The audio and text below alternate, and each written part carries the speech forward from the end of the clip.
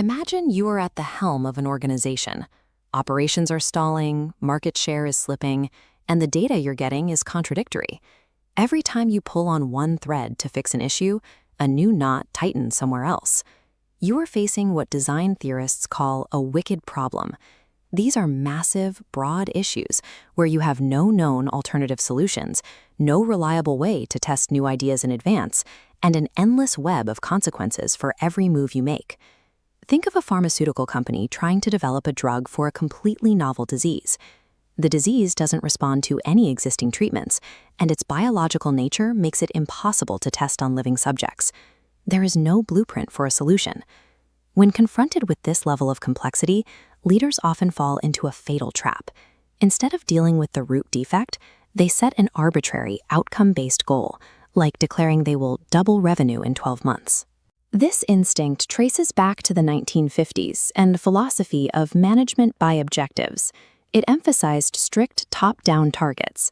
But over time, companies realized that rigid goal setting acts as a blindfold, masking the fundamental problems actually breaking the organization. Tackling a complex issue by just setting harder targets burns through your resources, your time, and your team's morale.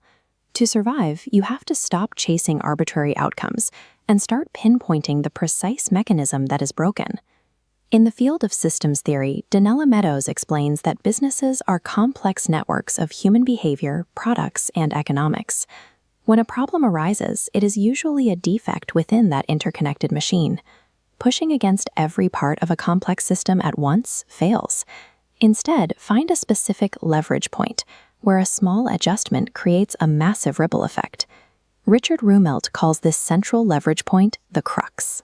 It's the singular, most critical bottleneck.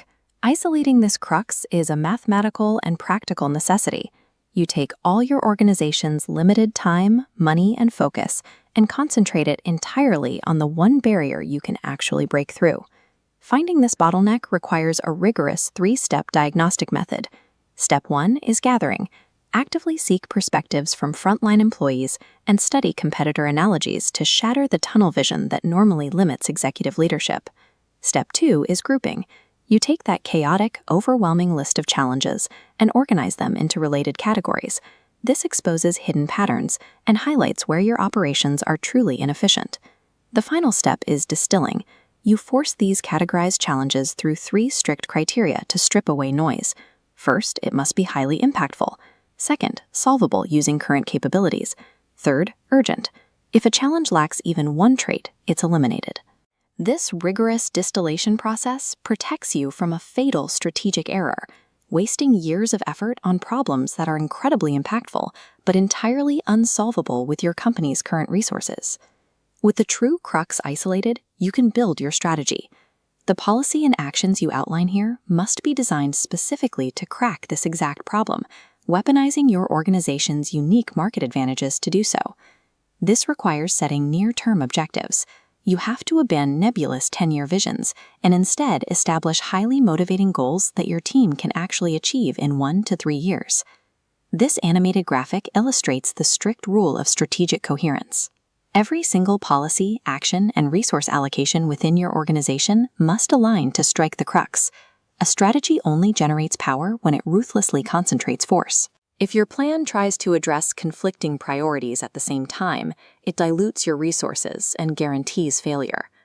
Once the strategy is formulated, you face the most dangerous obstacle to solving the crux, the organization itself.